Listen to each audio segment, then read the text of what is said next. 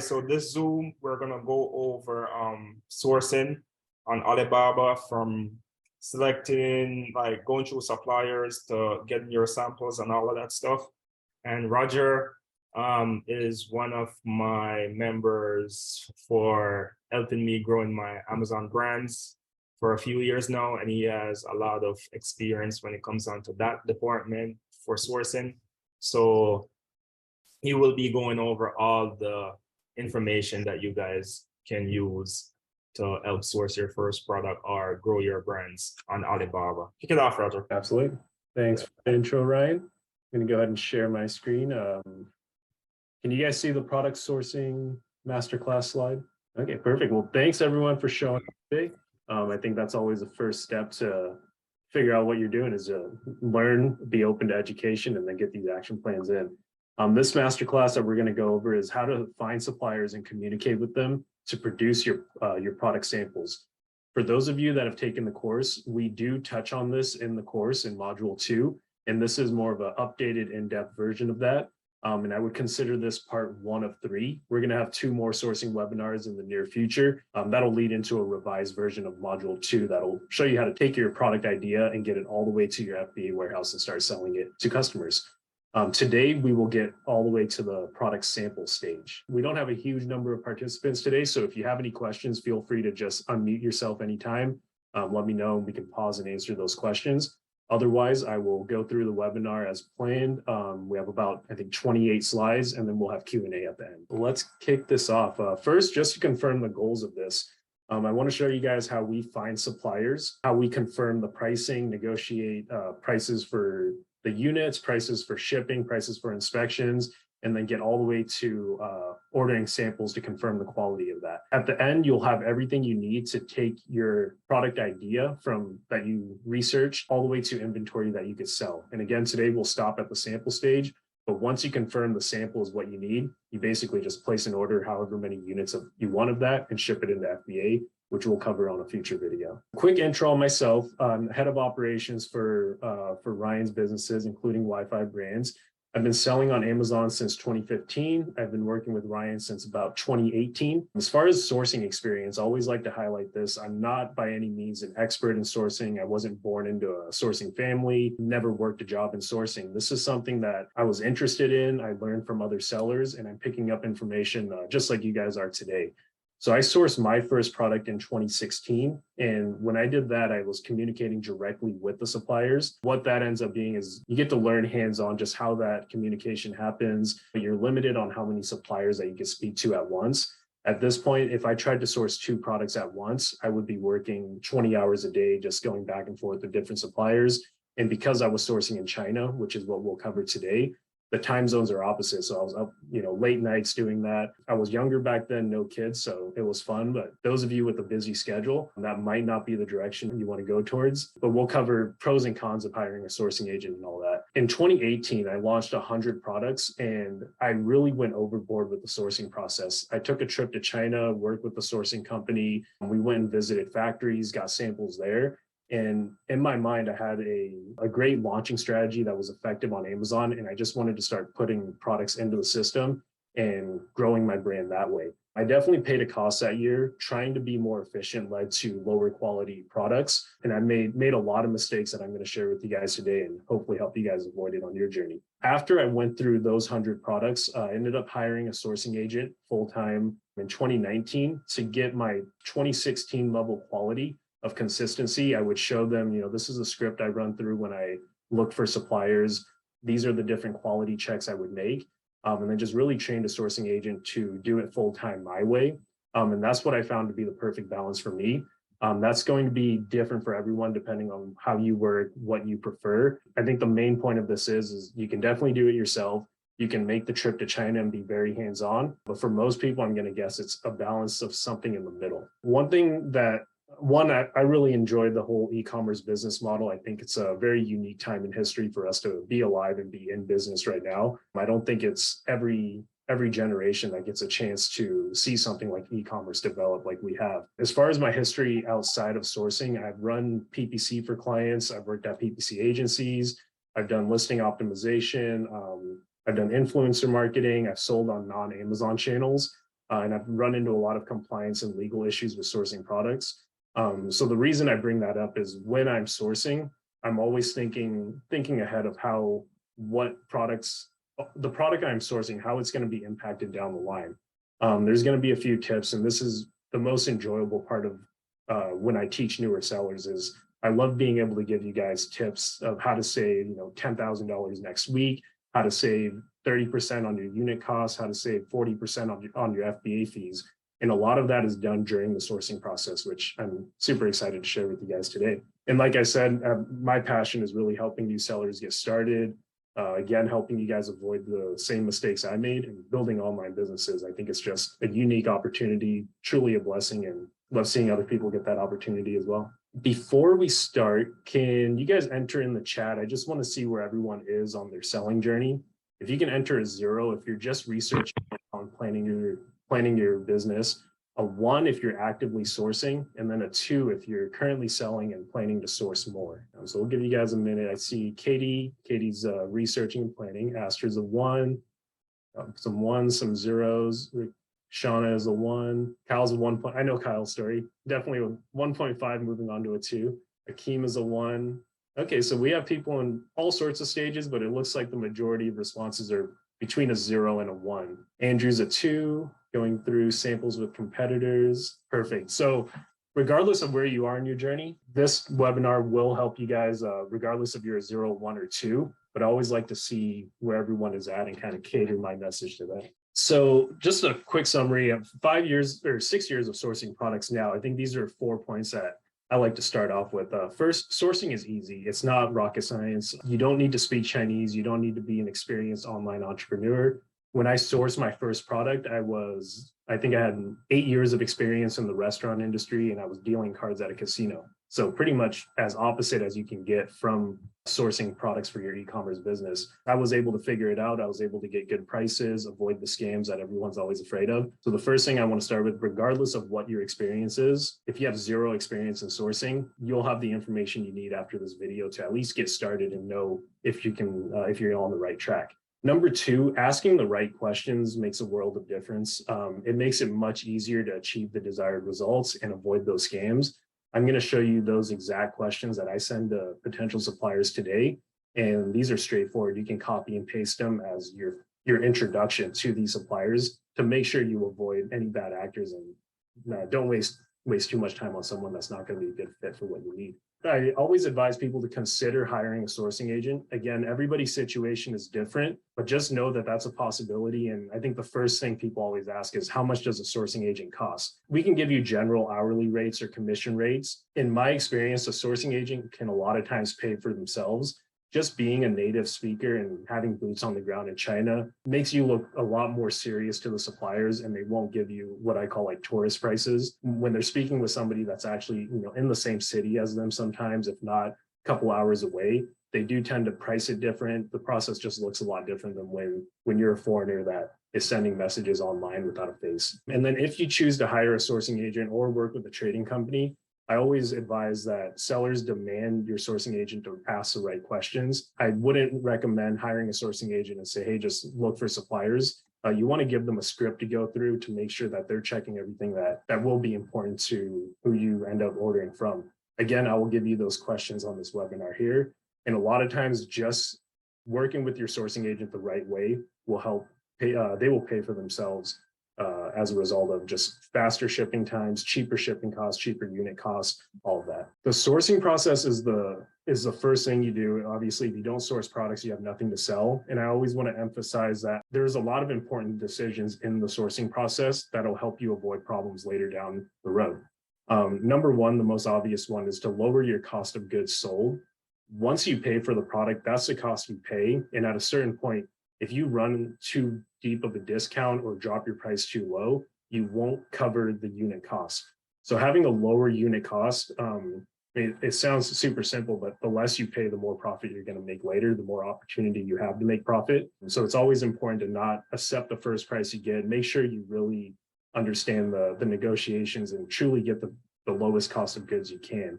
That's not just the price you pay the supplier, that's also how you arrange the shipping, how you do your packaging, the size of your packaging.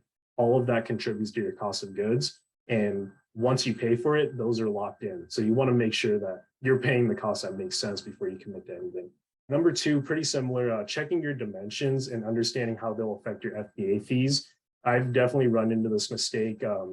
Amazon charges FBA fees based on the size of your packaging. So the one mistake that always stands out in my mind, I had a product that was 18 inches by 15 inches by 3 inches. Amazon's rule is if your median side, the second longest side is over 14 inches, you get put into large standard size.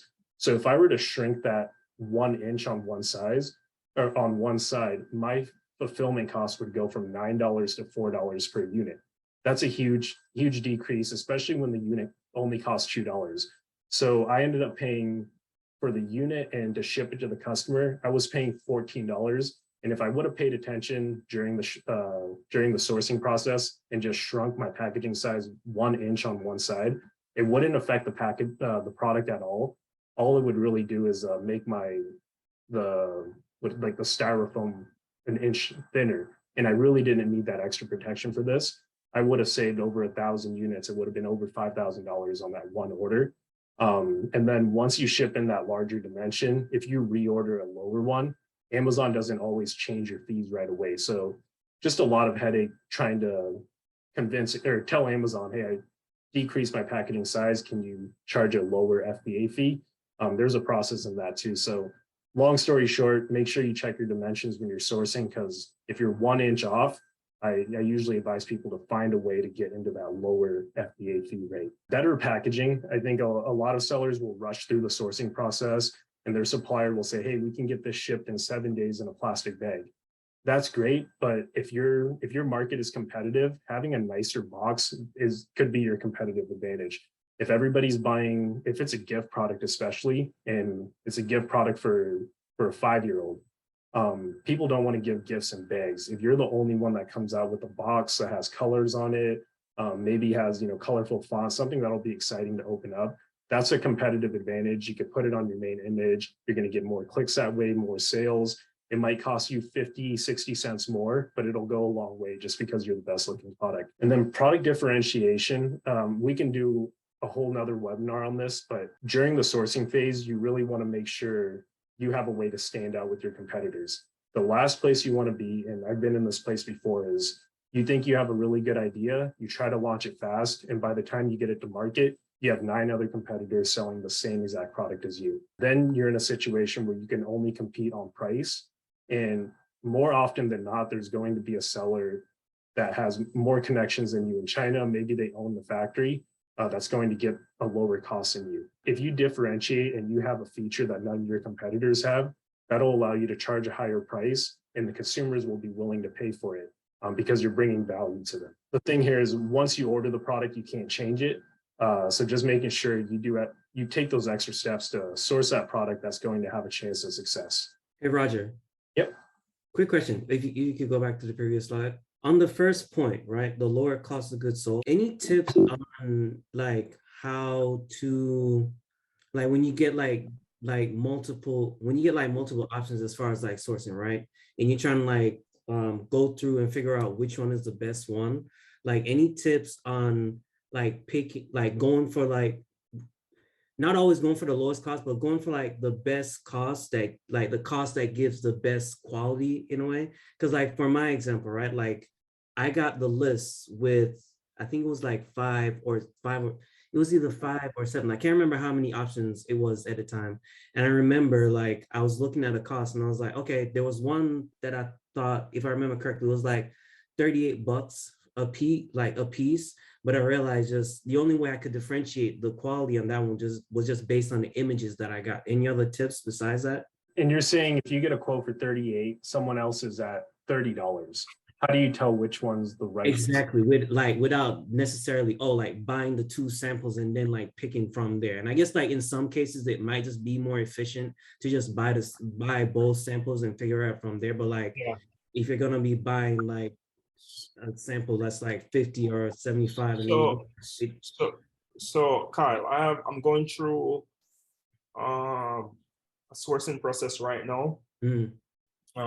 For a exercise brand, right? I'm building out the exercise brand, and there is So this is why I want you guys to understand. Like, I saw this product. The cost of the product is around $116 a unit, and maybe like 40 something dollars per shipping for the product. So it's a high ticket product, right? Mhm. But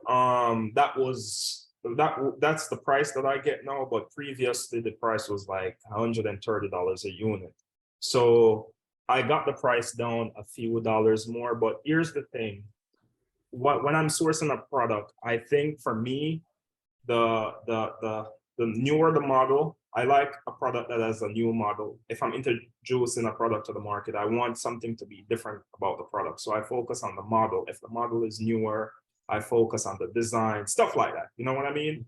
And then if I like the product and I feel that, yo, this product is something that's going to bring value to customers, or this is gonna sell. You can tell when a product is gonna sell because it's not yet on Amazon, or you're gonna do it differently.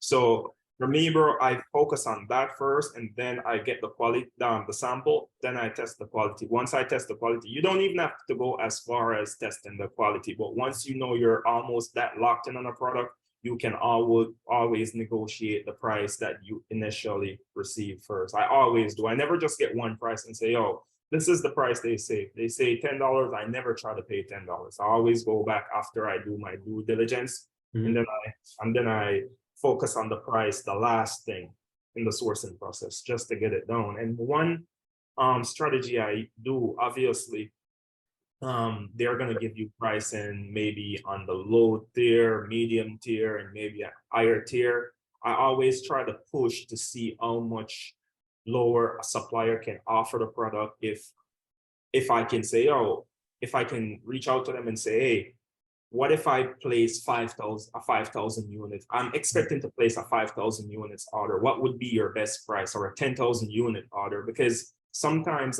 we even have this recently, right? One of our products moved from like top 20 something in the category, and our cost of goods sold that we bought the product at was like $26. Now the product is under $20, like close to $15. That's the amount of price reduction we got on the product. And overnight, because our cost of goods is decreased, we are number 3 in the category. You understand what I'm saying? So price of your products is gonna let you able to do more and stuff, you know, with marketing and sales and all of that. But I'll focus on it last, but the quality is more, everything is more important before the price. Okay, I think, yeah, I'm following. All right. Absolutely. And yeah, I think Ryan hit it right on the head. You definitely don't want to price shop during this stage. You want to understand if one supplier has a higher cost of goods, what are you paying for? And you can even ask them like, hey, you quoted $38. I got another quote for 30. What's different about yours? They love to brag about why their product is better. Maybe it's a different material. Maybe they run into a problem with the $30 product and they upgraded the model. Sometimes it has a feature that nobody else has. So those are important questions to ask. And yeah, I think understanding what you're paying for is the most important. And then if you are paying for an extra feature, understanding if there's demand there. Like Ryan said, if you have a new feature that solves a problem that the market has, and you're the first one to go to market, I think that's one of the best positions you can be in. That's where you'll really stand out on that page, especially if you can communicate on that main image. Appreciate it. And I see a few people just joined. Don't worry about missing the first few slides. We will send this recording out. So we'll just continue with this, and you guys can rewatch the beginning when we send that recording. So today's agenda, we're going to have 3 parts. One, we're going to go through sourcing on Alibaba, which is where most people start, and then I'll give you one alternative to Alibaba. Number 2, we're going to go over the questions that I ask every single manufacturer when I'm vetting and seeing who's the right fit for whatever product we're sourcing. And then part 3, we're going to go through the sample ordering process and how I keep track of all these different samples. So part 1, using Alibaba. Rule number 1 with Alibaba, I think a lot of people make this mistake. You want to go on there to find the best suppliers, not the lowest price and not the lowest MOQ. So you'll have filters. Alibaba's search results will show prices more often than not, almost every time. That's not the price you'll actually pay. That's a way for them to get attention from you. If they say $3 and then you send them a message, that might go up to $3.50. It might drop down to $2.50. Point is, don't trust the price. You can actually completely ignore it when you're on those search results on Alibaba. And then also looking for a low MOQ. I think everyone here has a budget, especially if it's your first product. You're going to have a certain amount you're working with. Don't let a high MOQ be the reason why you don't contact a supplier. It never hurts to just reach out and say, hey, I know your MOQ says 100,000. I might get there one day, but I only need 5,000 today. Are you willing to work with me? If they say no, then you can just move on. A lot of times they'll say yes, and you'll have the chance to work with a large established supplier with a very low order quantity. The pros of Alibaba, it's quick and easy. You get all the information in one place. It's by far the largest online marketplace to find suppliers. You don't have to travel to China. Anybody with internet connection can go on Alibaba and get a ballpark price for whatever product idea they have in mind within 10 minutes. So those are the pros. The cons, you have a lot of middlemen on Alibaba. Those would be people representing factories that don't have Alibaba profiles. Sometimes suppliers have a presence on Alibaba, but they're not sure how to rank at the front.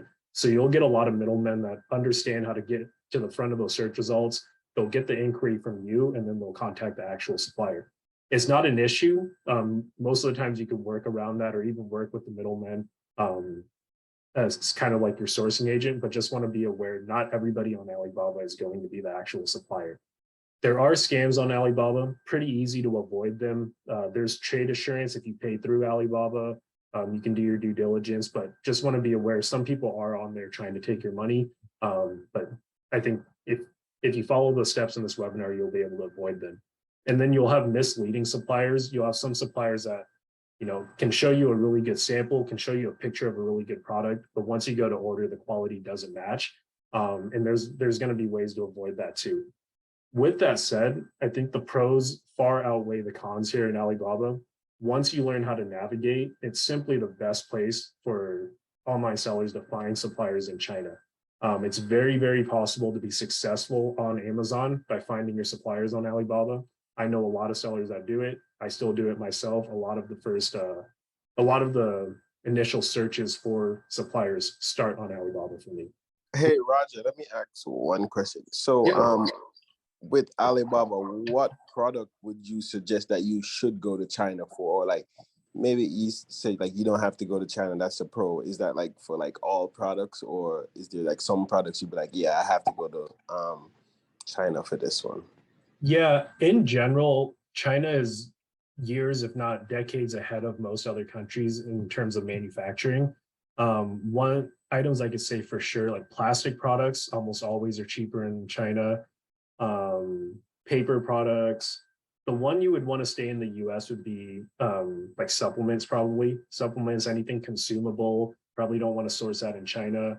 Raw materials, depending on where they come from, sometimes China is just going to be a lower quality and you have to pay to ship it here. Some ingredients made in the USA might be a little bit more expensive for the like per pound, but the shipping is going to be a lot cheaper. Yeah, electronics in China can generally produce it pretty well. If you're going outside of China, I think it's a specific category and maybe even like a sub niche of that category, which would be why you go to like a Korea, Southeast Asia, European suppliers. For the most part, I think China is a good place to start and always compare. China will give you a lower price, but they won't always give you a higher quality. And going back to that original question, if it's way cheaper in China, you want to know what you're paying for. If you're just paying for more expensive labor to produce the same product, China's a huge advantage for that. But if other countries are using different materials or they have a certain technology that China hasn't figured out yet, it makes sense to go to that other country. Does that answer your question, Andrew? Yeah. It gives me an idea what you're talking about. Perfect. These are, when you start on Alibaba, these are 4 filters I apply. You'll notice whatever you search on Alibaba, you'll get probably 10,000 search results. And I highly recommend you don't scroll through all 10,000. This is a good way to filter it down. Number 1, select suppliers with trade assurance. That's that orange icon here. And that just means they've agreed if you pay through Alibaba and you're not happy, that supplier will refund your money. It's like PayPal protection, credit card insurance, comparable to that. That's a big plus for me. If a supplier isn't willing to offer that, I really have to question, why aren't they willing to offer it? It's not a very expensive program, and if they believe in their product, they should be in that program. Number two would be a verified supplier. That's this blue filter right here. And that just means they've submitted additional paperwork that non-verified suppliers haven't submitted. That might be like a tax ID, a building inspection, just company records that'll makes Alibaba think they're more established than somebody that just signed up yesterday and hasn't submitted any paperwork. I always look for verified suppliers only. I also look at the top markets that they serve. Mainly, if I'm assuming most people here, if not everyone, is planning to sell in the US. Quality is important here, especially if you're comparing it to like smaller countries across the world. So I always look for suppliers that do the majority of their business in North America or Western Europe. Western Europe has probably the strictest compliance in the world. And if someone's selling in Western Europe, there's a very good chance, well, I think every single time they're going to meet the compliance needs in North America. It's way more strict over there, and people expect higher quality in Western Europe as well. We'll go through this a little bit more later, but if you see a supplier that looks like they have a great product, but 90% of their business is going to Africa, 10% to Southeast Asia, 0 goes to North America, you really want to make sure you check their quality, because what's premium in Africa or what's premium in Vietnam might not be premium in the United States. Sorry, Roger, can I ask you a quick question? Yeah. About the refunds with Alibaba. I had a product that I was selling, and I asked the supplier if they own the patent for it or if there's a patent pending or anything. They said that they own the patent, so I have no problem selling it. Everything is fine. Purchased a couple hundred, sold them on Amazon, and then maybe a month and a half, 2 months after I listed it, it got removed for patent infringement. And I reached back out to the supplier asking them, I thought you said that I'd have no problem selling it, blah, blah, blah. And they said, it's a Chinese patent that we own. It's not valid in the US. Is that something that I'll be able to fight Alibaba to get a refund for? Or is that more of a thing where I should have done the check to make sure that it'll be okay to sell in the US? Yeah, I think that's a tricky one. As far as trade assurance goes, I think you'll have to read your contract and see if there was a term in there specifically stating the patent. If it was, and I think it's a pretty clear case, they owe you a refund on that. If they said you will be able to sell this and you aren't now, I think there's a clear case for that. Yes, they didn't include it in the contract, and I've actually gone through this on a few products. The Chinese patents aren't the same as a US patent, obviously. If somebody owns a US patent on your design or whatever utility that's being patented in your scenario, they do have the right to submit that to Amazon and get you taken down. To really get an answer on this, I recommend speaking with an experienced US patent attorney. The one I just used was Goldstein Law, and they charged about $250 an hour. I think this is like a 1 hour, maybe just an email consultation. Let them know your situation, and they'll give you, 1 through 10, how likely it is for you to get your money back on this. Okay. I was telling the factory that, I wasn't happy. They told me I'd be fine to sell it in the US, and I'm going to file a complaint with Alibaba to get a refund. They basically said, if I do that, I'm going to lose. So don't even try. I don't know how true that is. Yeah, I don't think it hurts to try. Bring up a good point to never take that legal advice from the suppliers. They definitely want to make that sale and don't always have US law. But yeah, if I'm in your situation, I would submit it through Alibaba, especially if you're not planning to work with the supplier anymore, and see if that goes anywhere. And then if you want to take it a step further, it'd be getting an attorney involved. Thanks. Yep. Back to the filters here. The fourth filter is would be the certifications. There's a section down here where you can check certain certifications and filter out suppliers that don't meet that requirement. This is very product dependent though. So there's going to be certifications for electronics, for children's products, for consumables. You want to do a little bit of research on your product specifically and understand if there's important certifications that are needed if you're sourcing in China.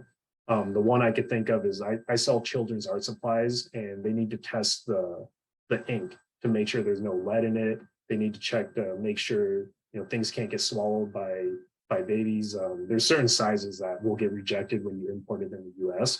And having those certifications show that they understand what it takes so that you don't have any troubles at customs. So once you set those initial filters, and just to clarify, that's when you're searching for suppliers. At this point, you haven't actually contacted anybody yet.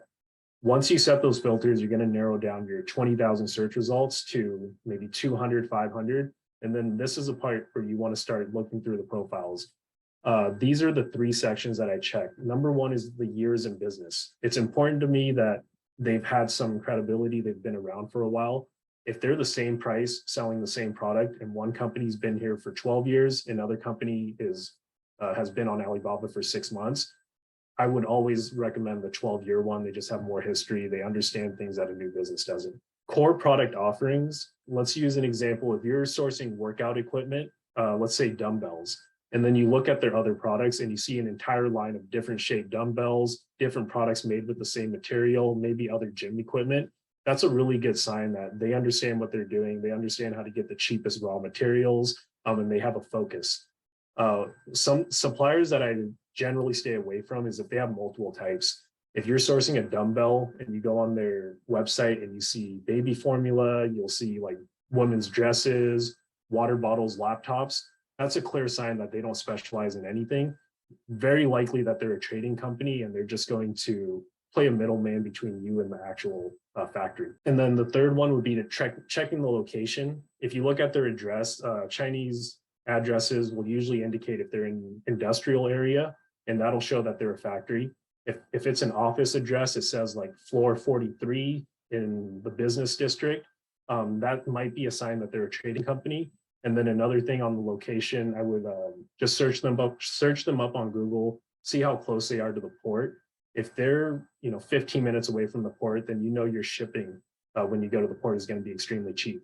On the other hand, if they're 4 hours away from the port, just know you're going to pay maybe $300 if you ship it to the port. It might take a day or two. It's not an issue working with trading companies. You just want to be aware of where you are. Sometimes trading companies are beneficial, but you want to understand if you're working with the person that's actually going to change the product, or you're working with someone that has to communicate with the supplier that'll actually change and adjust to your needs. And the same thing with the port. It's good to know if you're further away, just so you can account for that extra cost. You might be getting a cheap enough cost that you can afford to pay the extra $300 to get to that port. So by no means are those like hard. You don't have to have a factory in an industrial area. It's just good to be aware of it when you're reaching out to them. And this is an example of a supplier listing on Alibaba. And right here is where you can see their name. And once you click that, that's where you can get the address, years in business, other products that they sell, and all the information we just talked about. This is the alternative. So 1688.com. This is Alibaba in Chinese. There's no English on the site. You can translate it, but if you reach out to anybody, very likely they won't speak any English. This is where companies and sourcing agents in China will look for suppliers. It's set up exactly like Alibaba. So if you can figure out Alibaba, you can figure out 1688. Except for when you reach out to them, just very likely they won't speak English. The reason I bring this up is it's a good place to compare your prices. So once you get your Alibaba quotes, if it's $30, go on 1688, check over there and just see what kind of price range you're in. If these suppliers, and this is common in newer products, newer designs, if 1688 is showing a much lower price range, that's a good sign that it'll be worth it to hire a sourcing agent and say, hey, I found these suppliers on Alibaba. Can you see if you can find a cheaper price for the same product on 1688? Part 2. So that shows you how to kind of figure out who you want to contact if you work on Alibaba. And then once you reach out to them, these are the questions that I usually ask. These are the 7 initial questions. And again, we're going to send this recording out. We'll also send out the slides, so no need to copy this or take screenshots. Question number 1, are you a trading company or a factory? Again, it's not an issue working with a trading company, but you want to hear from them directly. Who are you? What role do you play? What role do you play in this whole process? One of the benefits of a trading company is there's a lot of factories in China that can't accept US currency and can't export products. So when you work with a trading company, they figured out all the regulatory needs to accept US currency, pay taxes on it, and export the products. So that's a situation where a trading company may be your only option. Where are you located? I think going back to that last slide, you want to know if they're an office, if they're a factory, how far they are from the ports, what would their FOB price be? Most factories are going to quote you EXW, which is just a unit cost, and then you still have to pay to pick up the product, bring it to the port, ship it to the US. More established factories will be able to quote FOB, which is one price to get it all the way to the port, and then you take responsibility from it from there. There really isn't a preference of one or the other. You just have to know for EXW, you're going to pay an extra cost to get it to the port.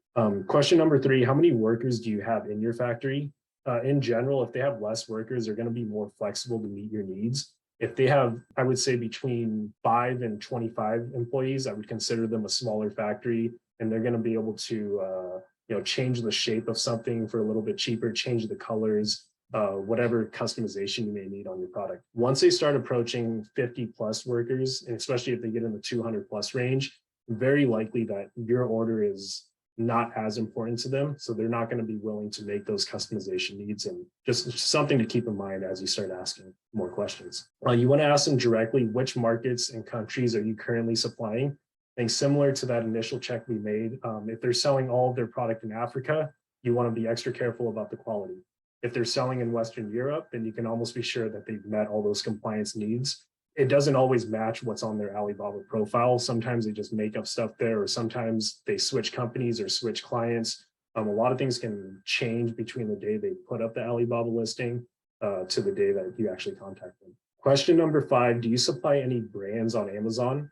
This is a good question. It doesn't have to be for your product, but if they sell to any Amazon sellers, they will understand how to label for FBA, how to book appointments to ship into FBA if you need their help to ship the products in. Factories that have never worked with Amazon, it's not impossible, but it's going to be an extra step for you to explain to them, this is how you label the product. These are how many units you can pack in a case. And you'll want to understand those requirements, because if they haven't sold to them, they simply don't know it. There's going to be a maximum number of units you could put in a box, maximum size of that box, certain places the labels have to be. So yeah, if they haven't sold on FBA, you want to make sure you explain how to do that. And then if you know that they're supplying an Amazon supplier or an Amazon seller, one extra check I like to make is I'll still request a sample from the supplier, but I'll also order their competitor on Amazon, or their client on Amazon. I think most factories understand how to make one nice sample for you, or take one good picture of a good unit and then get that sale. But if you order one of their active clients and you get the same product that a customer would, you can find out if they have trouble producing mass quantities. Like I said, it's a lot easier to create one quantity than 1,000 of the same unit. So if you get a perfect sample and then you order their client's product and the box is damaged or the printing was poorly done, then there might be issues for your actual order. You want to ask question number 6, have you completed any third-party audits? Do you have any certifications to prove that?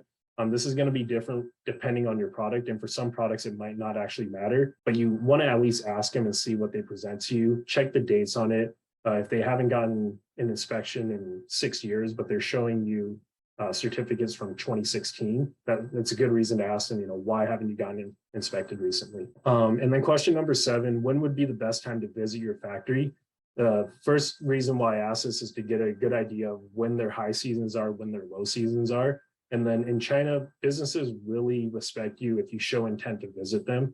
So it's just nice to ask this question your first time out, let them know, hey, me taking a trip to China is realistic one day. I want to build that relationship. I'm here for the long term. That really places you at a higher priority than somebody who's simply sending messages out like, what's your price? What's your price? What's your price? They'll take you a lot more serious and more likely than not give you a better price. So as I mentioned, these are questions that you can copy and paste. And what I do is I send it in my initial message, and I send it to 10, 20, sometimes 30 suppliers, and just let the responses come in. And then at that point, you're comparing apples to apples. That first message, I always say, don't let the supplier lead it. Everybody can tell you all the good things about them. But when you can kind of control the questions to ask, it makes it a lot easier to compare one supplier to the other, even before you get prices from them.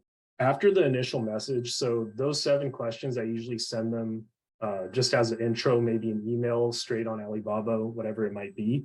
Once you actually conversate with them, you move the discussion to WeChat, WhatsApp, Skype, whatever you're using. Once you feel comfortable asking these, I would ask them, what other brands do you supply? Who is your biggest customer? and that sometimes can give you some good information. We recently were sourced a product for someone, and they told us they supplied people on Amazon, but as we got to know them better, they said, hey, don't tell anyone this, but we also are the supplier for Walmart. We're not supposed to let anybody know, but knowing that they supply Walmart, you know the quality is spot on. You know that they're buying large amounts of raw ingredients. So that's always a good question to ask. If you ask it in that first message, most of the time they're not going to give you the good details. Again, question 2 is kind of the same. Have you supplied large retailers like Target or Walmart? If they do, you want to get a good idea of when they place those orders. One trick that I like to do if I'm placing a small quantity is if you're sourcing the same product as a Target and Target places their order in January, if you place it around the same time, they can order a little bit more raw materials for you and make it possible to meet a lower minimum order quantity. Because Target's going to order 500,000 units. If you add sometimes 500 is not enough for them to take your order. But if you place it at the same time as they do the Target order, then they can easily do it because the raw materials are already being ordered. Eventually, you'll have to get to a point where you're not piggybacking off a big retailer, but that's a good way to get started if the MOQ is a little higher than you want. And then this is probably, further down the line, maybe after you order your first product, what new products have you been working on? There's a lot of sellers right now going on Alibaba looking for that next opportunity on Amazon. And everyone's playing the same game. They're researching products on Amazon. They're trying to come up with that next trend. These suppliers also do it on their end, but they're a little bit more hands-on with the manufacturing side. And once you get to know them, if you ask them what they're developing, sometimes you can get that product idea before any of the other Amazon sellers even know there's a demand. And I've mentioned minimum order quantity a few times, MOQ, and just want to kind of dive into why that exists. So factories have MOQs for a reason. They don't want to be left with a whole bunch of raw materials they're not using. Sometimes they don't have places to store them. Sometimes they expire, whatever it might be. And then also training the staff for customization takes time. And depending on how much time it takes to do that, they need to get a certain level of from you. So they're not training everybody new processes for small orders that won't get repeated. We as sellers have a fair reason to ask for lower MOQs. And the main reason, everyone understands this one, we need to verify the quality of the product. We need to verify how dependable the supplier is before we commit to a larger order. Bottom line is all MOQs are negotiable. There's no rule, there's no law in China that says you have to produce 100 units. Everything is negotiable. If they have a reason to work with you, they will definitely do it and be flexible where it makes sense. And MOQ is a very common place for them to kind of help out new sellers to meet their needs. Here's 7 ways to get a lower MOQ. Number 1, showing your strength as a competitor. These suppliers get approached every single day from people that want to buy. Sometimes they're Amazon sellers. Sometimes it's a small mom and pop shop. Sometimes it's a wholesaler. All types of different people are going to communicate with them. If you can stand out as a competitor and say, hey, we have an edge. If you can place an order with us and our customers are happy, we're going to be in business for a long time. We're going to order a lot of units from you. They love hearing that. Things that make them believe you can deliver on that would be if you have a website, if you have a social media following, if you have your Amazon listing up already. Ryan and I have an advantage. Sometimes we'll show them our bestseller, like, hey, we have figured out how to become a bestseller in this category. How would you feel if you were number 2 in the category with us? Or if you supplied us for the product where we're entering this category? They love hearing that. They love working with people that know what they're doing and are taking business serious. Number 2, showing long-term intent. However you can. I gave the tip earlier to ask them, like, hey, what's the best time to visit you? If you're not in this for the long term, you probably aren't going to book that ticket to China to visit people. But if you show them that you are doing that, you're going over there for trading shows, you're constantly sourcing, they're going to take you a lot more serious. Not just showing intent, but taking a step further, going to China. If you're ever there for another reason, that might be a good reason to just stop by, say hi to your supplier, ask them if they can meet in the city you're in, whatever it might be. Another way to get around this is if you hire someone that's local, they'll pick up the phone, call, they'll recognize it's a local person that speaks the language, and you'll get a different type of communication that way versus if you're just reaching out on Alibaba. Always mention the first order as a trial order, exactly like Ryan mentioned. If you're ordering 5,000 units, it's not going to be the same as when you order 50,000 units. So if you can convince them that, hey, first order is 5,000, the next order might be 15,000, the following order, if everything goes right, is going to be 50,000. They're going to treat you like a 60,000 unit order rather than a 5,000 unit order on that first one.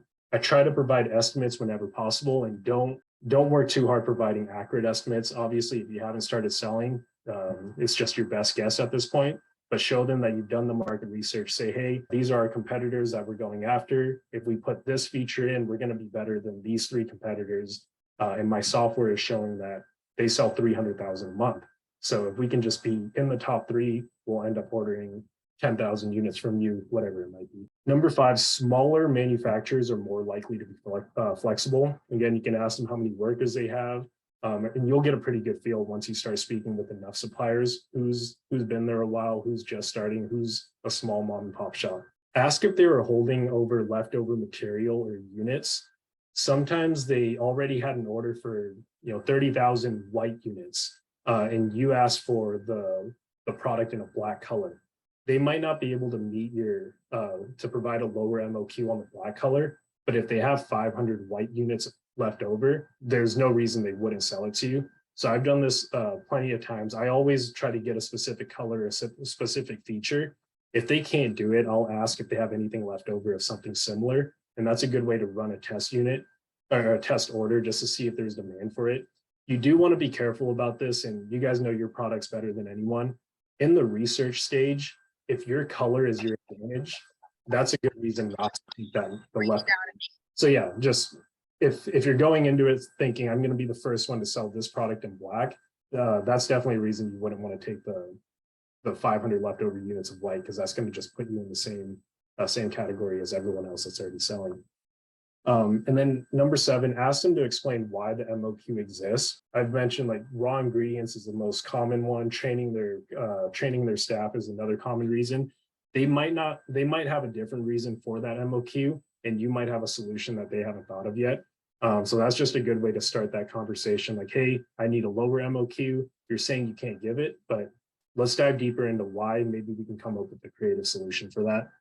These are human beings, businesses, they're always willing to work out win-win situations, and it's your job to really go out there and figure out how to make it happen. And again, we've had a few people join a little late. Just want to remind everyone this recording will be sent, so you'll be able to watch the parts that you missed. Now we'll jump into part 3, ordering the samples.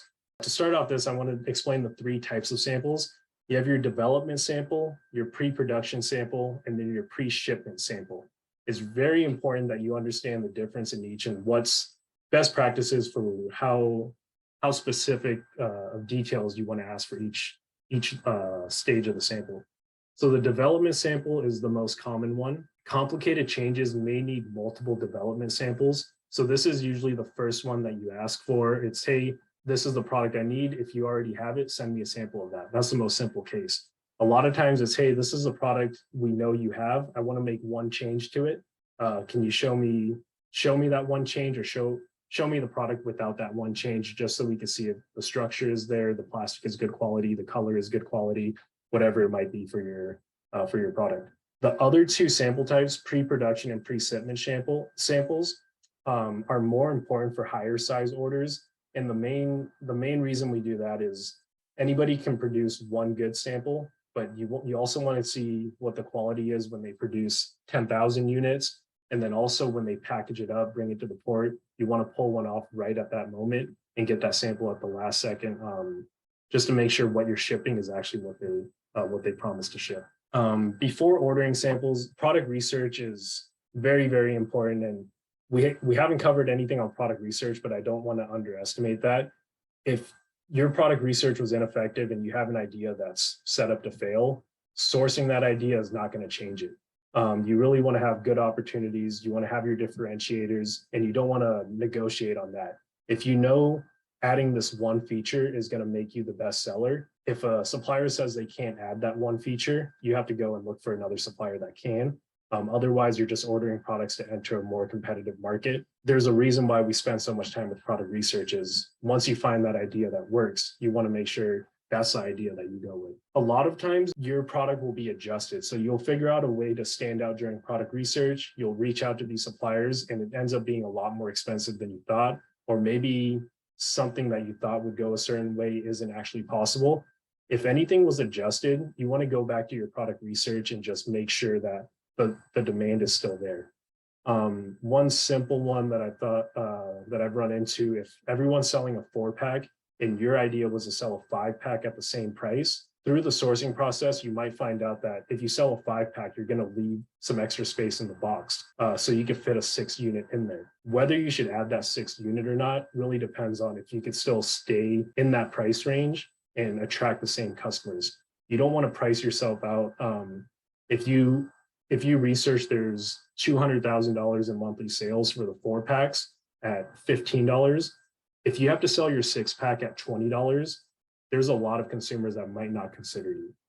Another one would be, I think, color, certain fabrics. If you find out that the pattern that you think the opportunity, or if you think there's a certain opportunity in sourcing a certain color, and then you go out and reach out to the factories and they can't provide that color, you can't assume that changing the color will have the same opportunity. So just want to make sure if any changes were made during the initial contact with the suppliers, that you also go back and adjust your product research. To give everyone an idea of how many suppliers to reach out to, I would say a minimum of at least 10, and then narrow it down to 2 to 3 that you're going to order samples from. And yeah, that's a good place to start. If you haven't reached out to 10 suppliers yet, you may be missing that supplier that's going to be able to meet your needs with the MOQ that you need, with the price that you need. Going back to the development sample, this, you want to check the quality of it, and you don't want to slow down the communication. So certain ways to do that, everyone's going to have their logo. We highly recommend that when you sell the product, it has your logo on the packaging. If it's on the product, you'll have it on the product as well. But that's really not important for the initial sample.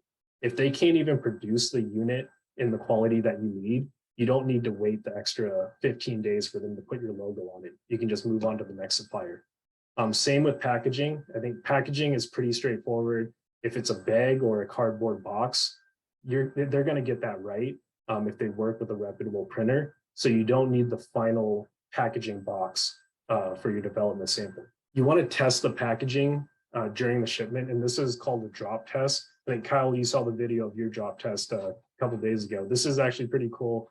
They'll put your product in the box that you're selling it in, and you'll just see this guy drop it from 4 feet high over and over again, throw it to his coworker, do whatever they want with it, and then they'll open it up and show it on video, like, hey, the packaging is good, it's going to survive the sea shipment, which isn't nearly as rough as the test that they just went through. When you're ordering samples, you want to make sure there's no commercial value on it. This is something when they import the samples. If you're working with a sourcing agent or a trading company, they'll take care of this for you, but eventually they'll ask you to fill out some information to receive it. If you put any commercial value on your product, you'll end up having to pay taxes on it later, and you don't need to do that for a sample. So just always say no commercial value. It's a gift or 0 value item. And then for any customization needs you have, again, order the development sample without that custom need, just to see if like the plastic feels right, the color is printed on correctly, all those details that you don't actually need the actual product for. You want to check it for the development sample, and then you want to ask them what's required to change the shape.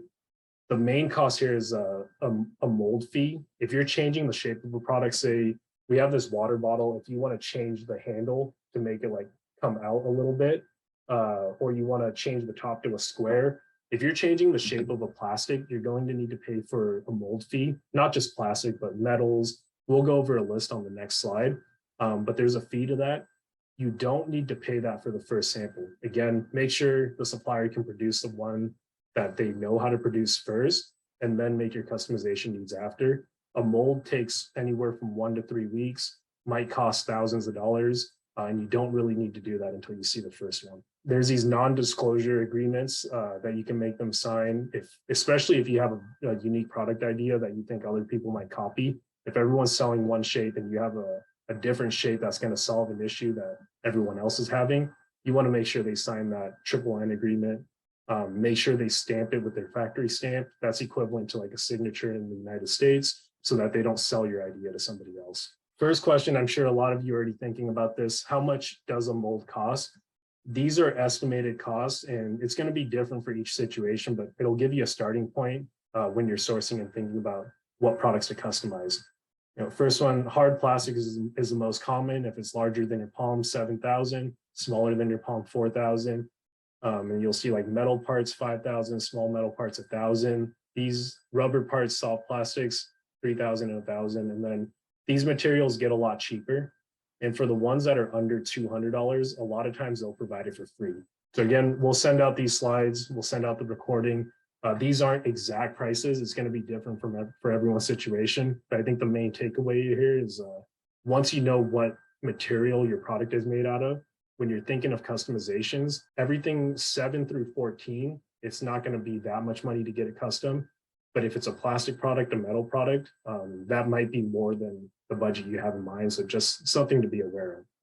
Sending the samples. So once you're actually ready to order the samples, whether it's a development sample or pre-shipment sample, this first step is definitely for development samples only.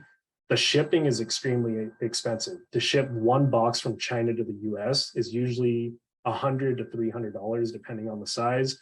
They will probably air ship it, which means it'll go through a rougher shipping process. So they'll want to pad it a little bit more. That makes the box a little bit bigger. One good way to save money on this is to have somebody in China combine all of your samples and ship it in the same box as each supplier would ship their individual samples in. You can easily hire somebody. If you're working with a sourcing agent, trading company, they could play this part.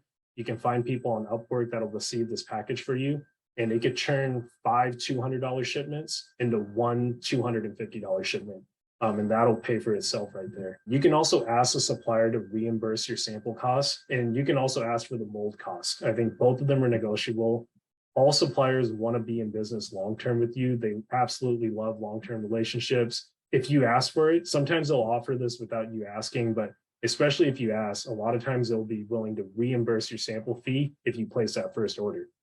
Going back to that last slide, if you pay 7,000 for a mold, you can also ask them, hey, how many units do I have to order for you to pay back this cost? They'll give you a number. If you order 25,000 units, we'll refund the 7,000.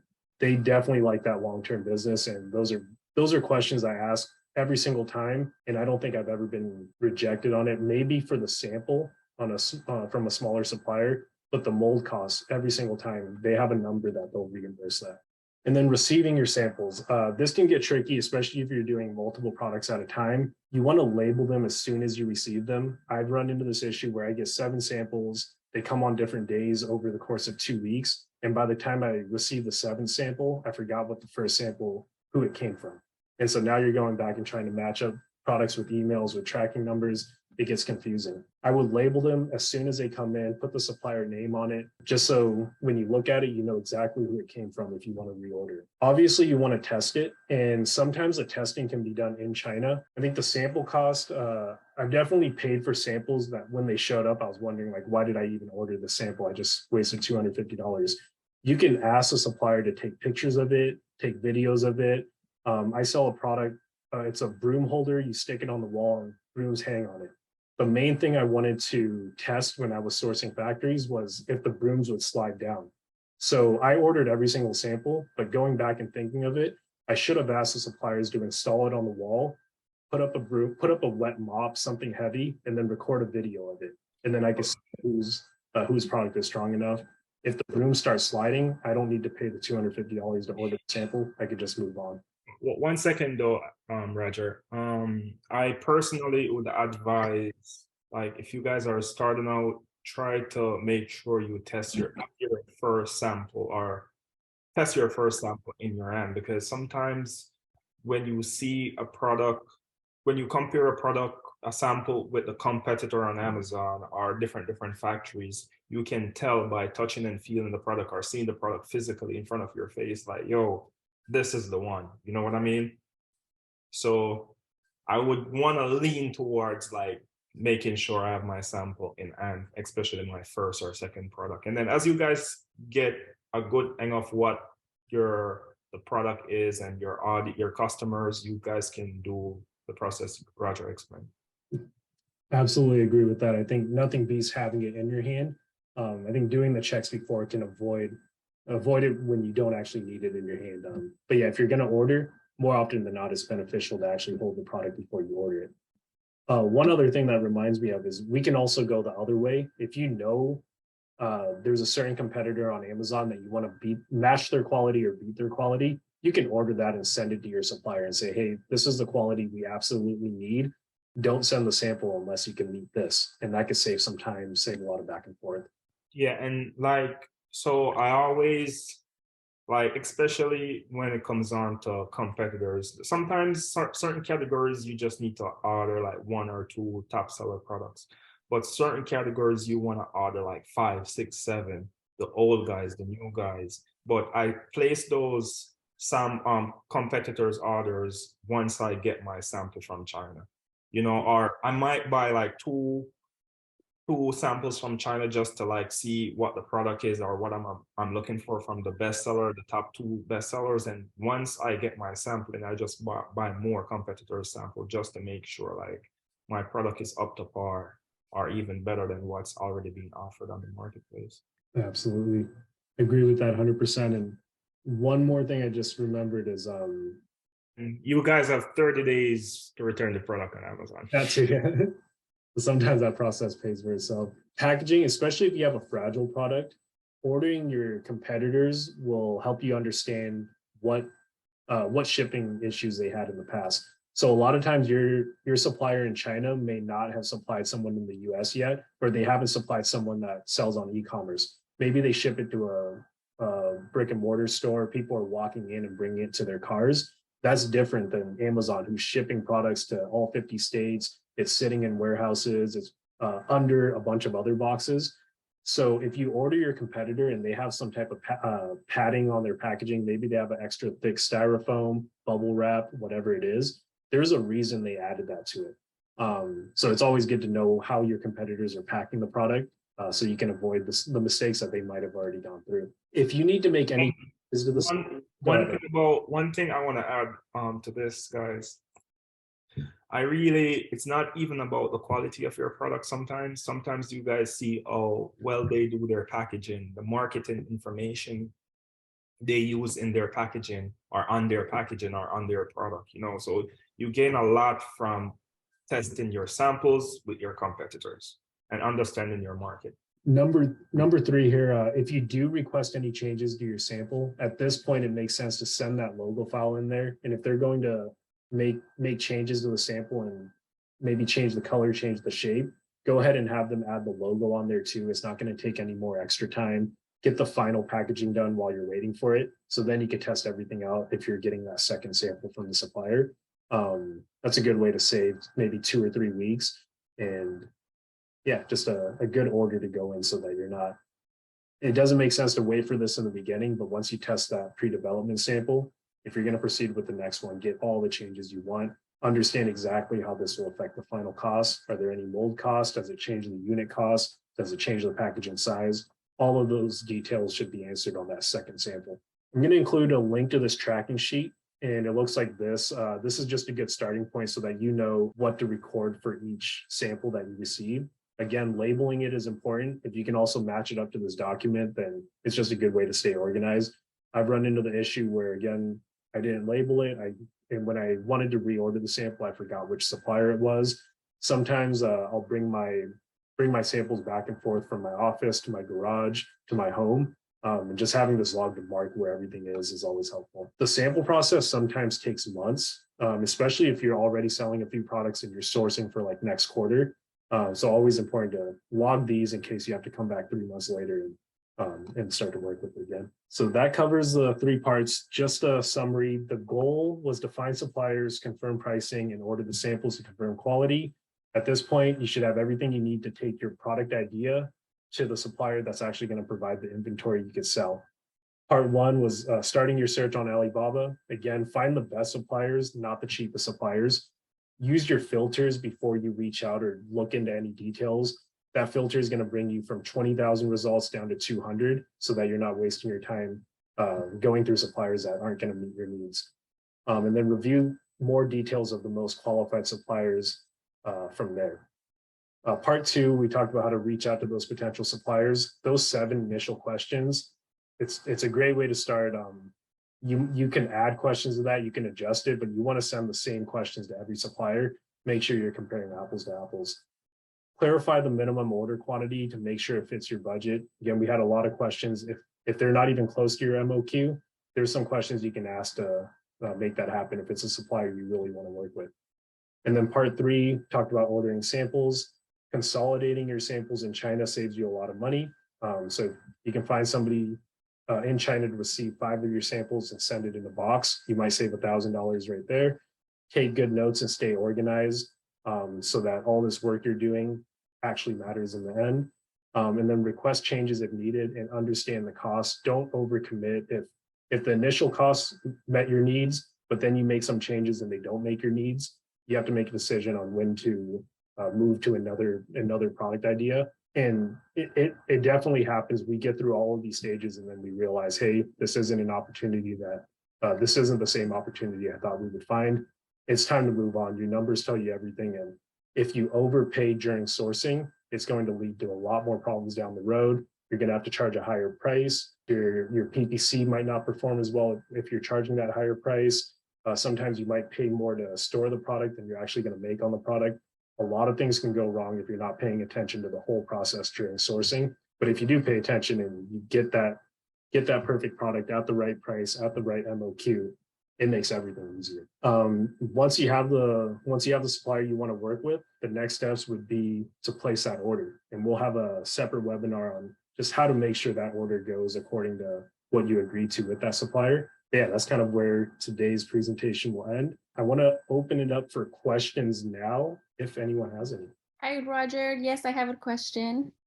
So I'm in the process of sourcing myself, but my problem is I guess I'm a little stuck because I found a product I want to sell, but I want to improve it. So I don't know if I messed up because I'm now looking for local sourcing places. And then what the problem was is that they want to design the product from scratch. So my sample is very expensive. And now I'm thinking, okay, well, should I check maybe where my competitors are sourcing theirs and then contacting them and then just having them improve it? I'm just a little. Hold on, before you answer, Roger, could you please, when you said locally, you're talking USA or China? USA. Oh, USA?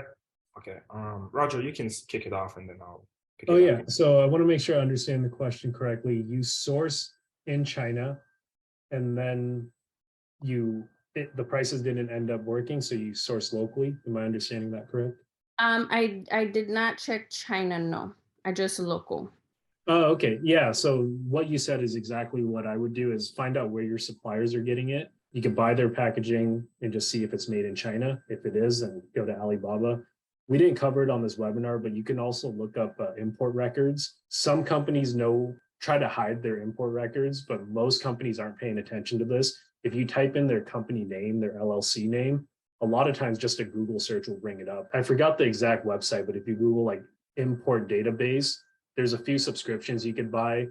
If you use Jungle Scout, it also gives you this information, but it'll match you with the actual supplier, and then you can reach out to them directly. So yeah, I would probably start just to find out if they're made in China, and then from there, if you want their actual supplier, check the import records. It might even be better to just go to Alibaba and so depending, because like sometimes you can tell if it's like, as Roger said, if it's a supplement product you want to source in the US. So one little thing I always do, if I almost certain that the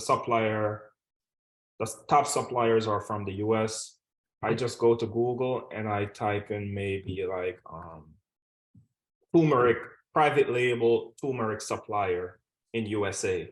You know, I just make sure private label is in the search term, and in USA is also in the search term in Google. And sometimes you will see a bunch of different suppliers that makes USA made products for that item, you know, so you can check that out. I'm not sure if your product is a China dominant product by suppliers in China and whatnot, but you can check, as Roger said, check your competitor samples, and then you can determine if the product is mostly made in the USA or China. Because if the product is mostly made in China, it makes sense buying the product from China, you know. Okay, and I have not gotten the Helium 10 plugin yet, but I was wondering if maybe does Helium 10 provide that information of where the product is manufactured or something, or no? Roger, 1 second. There is this website. What's the name of the website? I have it on the student list in the course. What's it called?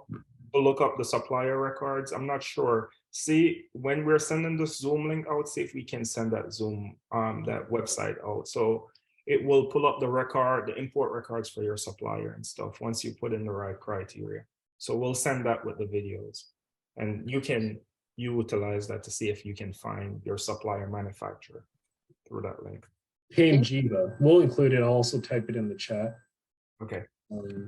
Panjiva is one. I think it's like maybe 300 a month. They might have lowered it. I think there's a free trial. So Panjiva, if you search up import records on Google, a bunch of options will pop up. Hi, Roger. I have a question. What's the pricing for your sourcing service? Great question there. So we charge it's a monthly subscription, and I believe we have a 2, 6, and 12-month option. I actually don't have the prices right here, but we can. And with the pricing, you have a breakdown of everything that's included with it? Yep.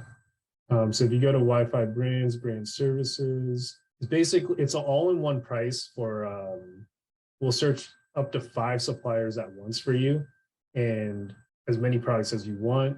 Yeah, break it down, 2-month plan, 6-month plan, and 1-year plan. We will provide the prices for you. If you choose to place an order through Wifibrands, we will also communicate with the supplier during your order, provide inventory inspections, set up your FBA shipment, everything you need so the product is in FBA and ready to sell. And you said that you could do up to 5 products. So say like if I was doing a palette, lashes, brushes, like you would find like the different suppliers for that. Correct. Yep. Absolutely right. And I think it sounds like you're putting a kit together.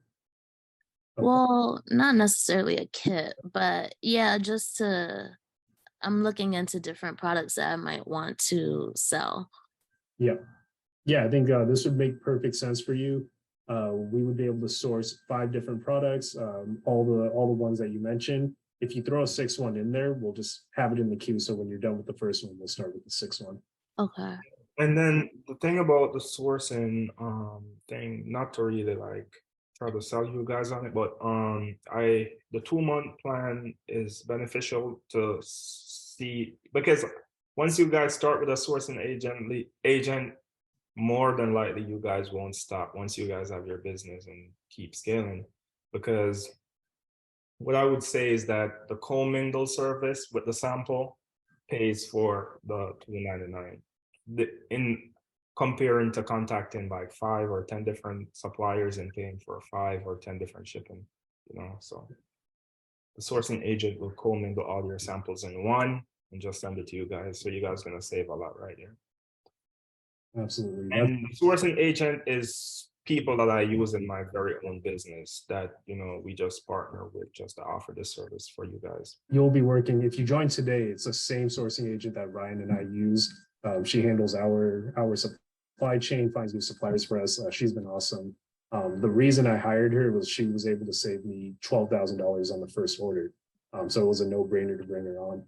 One thing, if anyone's gone out there to find their own sourcing agent, just beware. There's a lot of people making money from the suppliers as well. They can do backroom deals, charge you a certain price if they smell that you're new to the industry. Yeah, they'll try to make money off of you if you don't give them a reason to give you that best price. So that's where I think the sourcing agent can pay for itself sometimes, is sample consolidation and just getting those prices. Even if you go with the service, I always recommend it, you know, do the sourcing process yourself on Alibaba. Make sure the prices we give you are actually better than what you would get on your own. I believe they will be, but regardless of if you hire us or another sourcing agent, compare on that first try, because there's a lot of bad actors in the industry. Roger, someone just asked me a question, not in this chat, but on my live. They asked, what was the question? They said, how can we trust that the people at Wi-Fi don't duplicate our products? So I just tell them that we have our own stuff going on, but you can touch on that because. Yeah, absolutely. I think I definitely know Ryan's too busy to take your guys' ideas. I'm pretty busy too. Last thing I need is another product idea to try to launch next year. We are definitely willing. I don't think we're willing to sign an agreement that, you know, what we work with you is exclusive. We won't disclose it to anybody. Now that that question has been brought up, I think I'd be happy to put that in the standard agreement. But I'll make it clear to everybody, Ryan and I didn't start this because we need product ideas. Ryan, I actually have to turn down a lot of product ideas each year just to stay focused. I always have to tell Ryan, like, hey, we have such a good opportunity with this brand already. Why go after all these shiny objects? So that's my best response to that. And just general advice I've always gotten when I got into business is have like an abundant mindset. There's enough money out there for all of us. And if you go in there thinking that you need to take money from someone, you need to take opportunity to get your own opportunity. I personally don't think that's the right approach. I usually wake up every day and think, hey, there's more opportunity than we know what to do with. It's just, you know, just your job to kind of get your piece of it.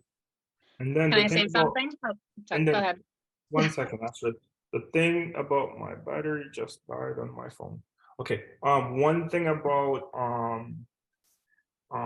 when building your private label brand, I can tell you guys this. You guys, once you have your first product and it's successful, you start generating sales, or your second product is successful, you're gonna have that mindset. Yo, every product I launch is gonna be successful. Listen, guys, all you really need to do to really hit on a brand is maybe having one good product and sell it really well. You know what I mean? And you'll definitely hit your financial goals if you really know how to market your product. Well, just one good product, just once you catch the momentum, you just focus on that. You really don't need a brand with 10 or 20 products. Yes, you can keep adding once you have that, you gain that experience and knowledge and all, and you have the money to expand the brand, definitely. But don't need a lot of products to win. I just talked to someone today. It's a seller mastermind I'm in, and they just sold their business for $6 million, and they sold one shower head in 20 different variations, one supplier. So it doesn't need to be complicated to make life-changing money. He started with one shower head. He added more holes in the second one, did a dual shower head. Eventually he had 10 products, sold it for, I think $6 million. So yeah, don't need to overcomplicate it to make life-changing money. How much was their sales on that brand, Roger, for a year? I did not get all those. I can definitely find out, but yeah, he told me he exited for $6 million, and he's been working on it for a while. But yeah, I think the point, he had one supplier, one backup supplier, but it was really just one product in a bunch of variations. I have another question with the sourcing. So what if you get like the samples, or I guess once you bring back the samples that you found, what if you don't like any of them? Like, do you just restart? Like, what's the process? Yeah, if we ask the right questions, ideally we don't get to that scenario. Again, with pictures and videos and you ordering your competitor products, most of the time we can match the quality or provide a better quality without even having to send you the sample. Sending you the sample is really just to confirm it so that you have peace of mind and you have it in your hand at that point. But I like to think our team is very good at just telling you, hey, this supplier didn't get it done. Let's look for a new one, or let's lower the standards if we can. Most of the time it's just, we got to find a different supplier. And at this point, we know the questions to ask, and through those initial pictures, we can narrow it down to the suppliers that we send you will be the ones that we truly believe can meet the quality without even seeing the sample. And we're right most of the time.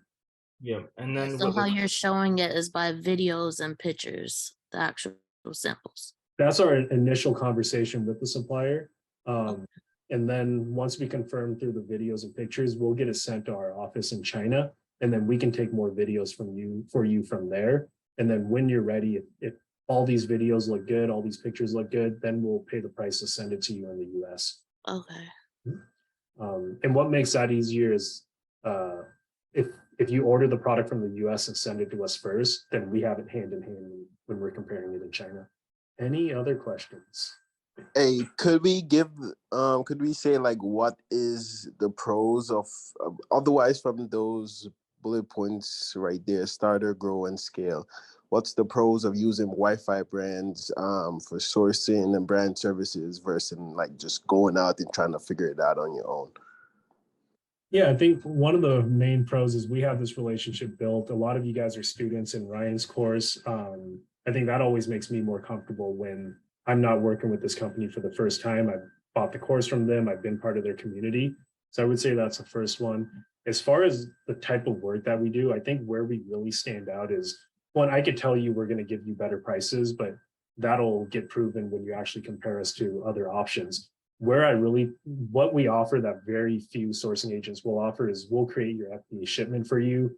We will make sure we will get into your account when we're sourcing your product to make sure you can actually ship it in there. I've seen a lot of new sellers, their sourcing agent gets them the right supplier. They, rush them to get through the order because that's the only way they get paid. Once you place the order, you realize you can't even create the shipment. You're not approved to sell in that category, or maybe that product, the product isn't allowed on Amazon. So everybody that's in Wifibrands, before you place your order, that gets confirmed by me, that gets confirmed by Ryan. Together, we have 12 years of experience. And if we notice a reason which might set you up for failure, we'll stop right there. Our sourcing agent doesn't get rewarded for rushing through orders. They get rewarded when people place repeat orders, continue to do long-term business with us. So we don't put any pressure on them to close that first deal. We really want to make sure you guys are set up for success, because if that first order doesn't go right, very likely you're not going to place a second order. And we want you guys to be successful long-term. Okay, great. Thank you. Mm-hmm. Any more questions? I think we got time for one more.